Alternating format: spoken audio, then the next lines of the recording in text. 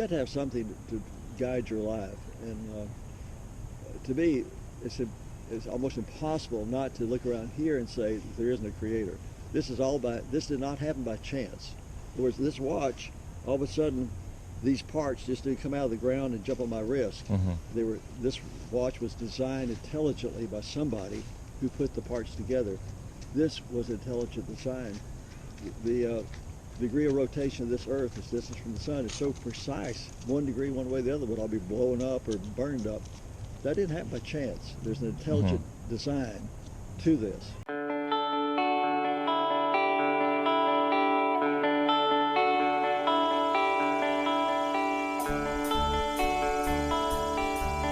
Morning. Off the leash, huh? Are you all by yourself? Me? Yeah. Yeah. How do you know? Are you doing survey work? I'm actually doing short interviews. Oh, really? You wanna try? Sure. Okay. I'm doing something called or practicing street epistemology. Okay. It's a way to have a conversation with anyone about anything. Okay. And what I do is I ask you to pick the topic. Okay. And I about something that you think is true, and I will ask questions to gently see how sure you can be about it. Oh, sure. Okay. Does that make sense? Get her off the street, brother. Okay. No, she's okay. Okay. Well, come over here and join the conversation. No, you do. Listen. So, is this for what? Your degree, or you're studying for something? Or This is strictly a hobby. I do run a YouTube channel. Okay. And I've been doing it for about a little less than 3 years, and it's just a lot of fun. Okay. And a lot of times people will walk away with a better understanding of why they believe something and how they came to how the steps they took to believe it. Okay. Sure. Or being convinced it's true. Sure. Let me go and turn on this one. Okay. What was your name? Bill. Bill. Eddie. Eddie. A pleasure to meet you, Eddie. You as well. All right. So I really like for the interviewee to pick the topic, and it could be anything that basically is like a truth claim that you're very confident is true. Okay. And from there I'll just ask questions about Okay. Jesus Christ is Lord and Savior. it. Okay. Jesus Christ, Lord and Savior. Okay.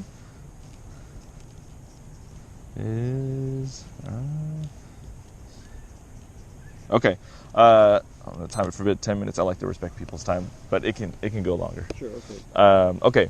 So on a scale from 0 to 100%, 0 meaning I have no confidence, all questions. I'm not even sure this is true. 100% meaning I have all confidence, no questions. I can't be mistaken about this, and I'm not even open to being wrong. Where would you be on that scale? I'm not open to being wrong. You're not. So you're 100%. I'm 100%. Okay, gotcha. All right. So what's the main reason you're at that 100%?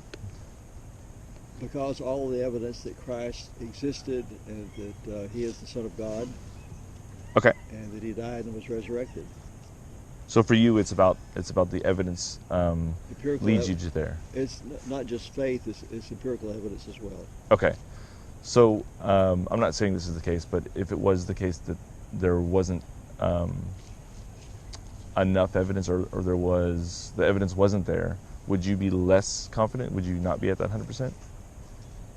If we're saying there's no empirical evidence, it's all strictly on faith, then I still would say faith is strong enough to be 100%. Okay.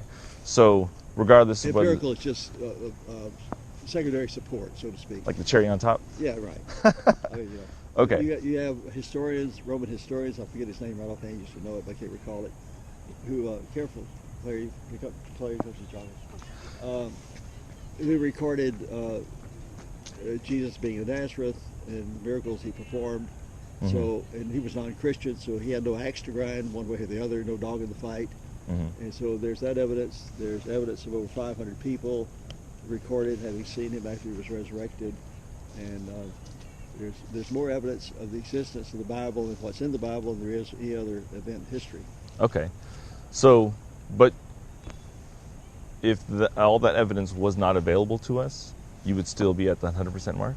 I would still, if that empirical evidence was not available, I'd still be at the Well, if you're saying there's no one who saw him, there's no empirical evidence he ever existed, well, yeah, then you have to say, is that true?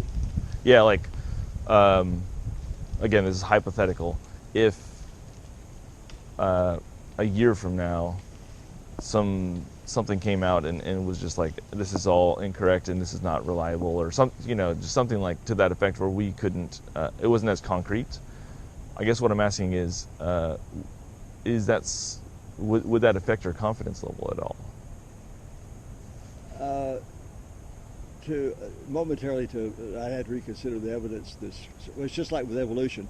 Everyone bought into Darwin's theory and accepted it for years and years until we began to really examine it and find that there's no basis for it. It's fallaciously based in terms of evolution. Okay. So, but we all accepted it until we found there's new evidence to say it was false. If there was new evidence to say that Christ never existed, you'd have to determine what was the source of that evidence. What evidence is there? Yeah. What was its source? If it was legitimacy. If it was evidence that was to your satisfaction, that this was not true, or this wasn't supported by the evidence, would that affect your confidence I would level? still have faith, because in this world you have to have faith in something. Okay.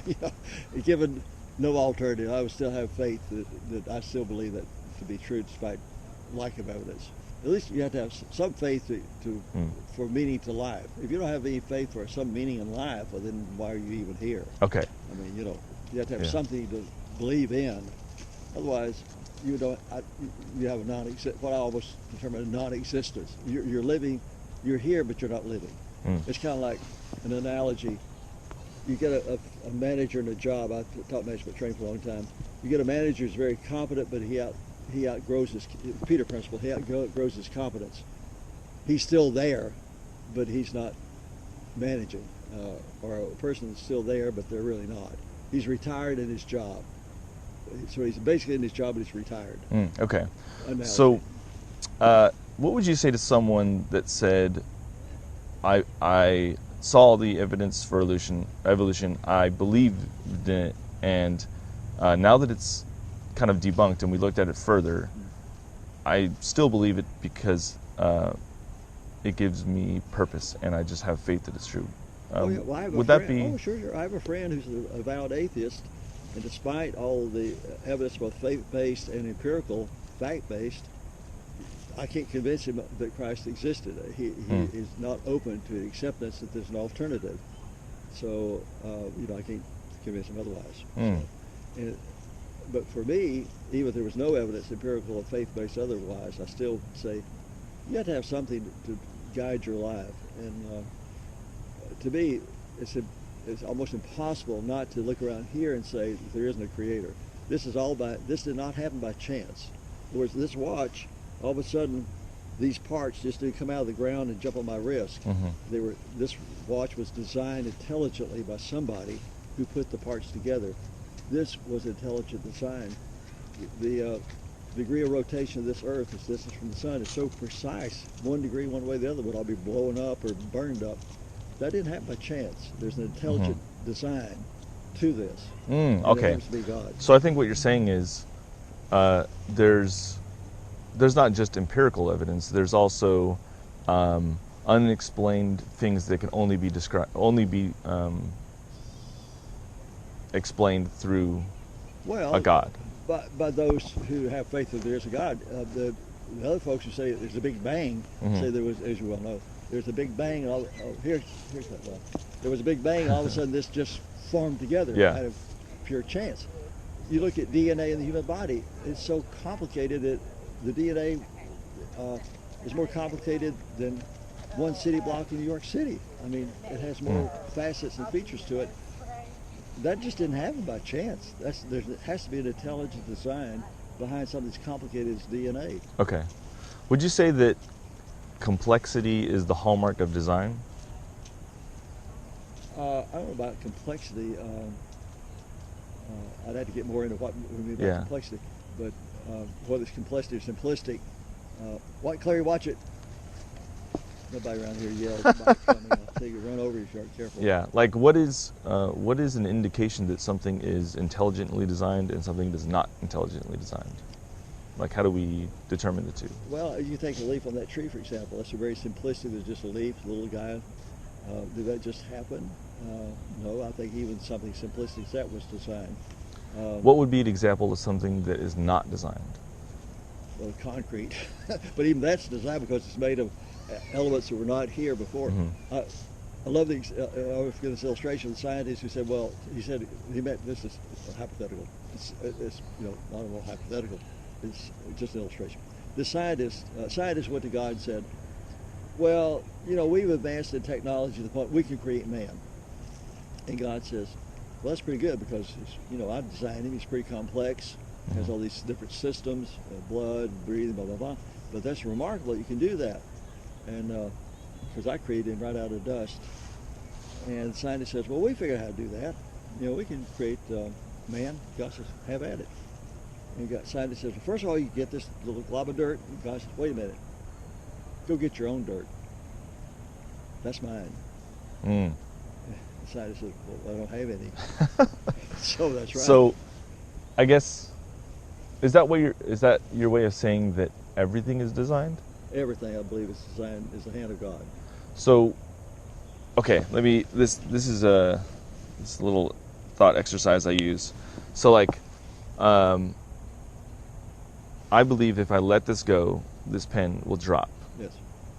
Yes. Okay, I confirmed it. That's right. So every time that I do that, it succeeds, and I'm correct in that it drops. But even though it does it every time, I'm able to identify what it would look like if gravity didn't work the way I thought it did. So like if I let it go and it float or went up or went slowly down, even though it's never done that, I can still identify ways in which I'm mistaken about how it works. So I guess my question is, if we don't have an example of what is not designed, how can we distinguish something that is designed versus not designed? If we don't have a criteria. Well, my criteria is that God is the criteria. He designed it. It's his hand that created it. So, but I guess what I'm asking is, if you were looking at something that was not designed, how would you know? There's nothing that wasn't designed. Even that pen, whoever created that pen, some human created this pen, and through intelligence. That person is created by God. Is a child of God who gave him intelligence to create that pen. So that pen is a product of human creation, but the human who created it is a product of God. So if you back the chain up, God is the source. But it seems like what you're saying is everything that you look at is designed, but you wouldn't know what undesigned looks like. Because there is no undesigned that I'm aware of. Right. This has never hovered. It's always dropped. Yes. Unless you're in a situation of spacecraft where there is no gravity. But every time if it did happen, I would be able to identify what that looks like. You can identify what it looks like. You might not be able to identify why it happened, I don't think. Right, but I guess my question is, what does undesigned look like? I have no idea what undesigned would look like. So if we don't know what undesigned looks like, is it possible that some things are undesigned, you just don't know how to identify it? Anything is possible.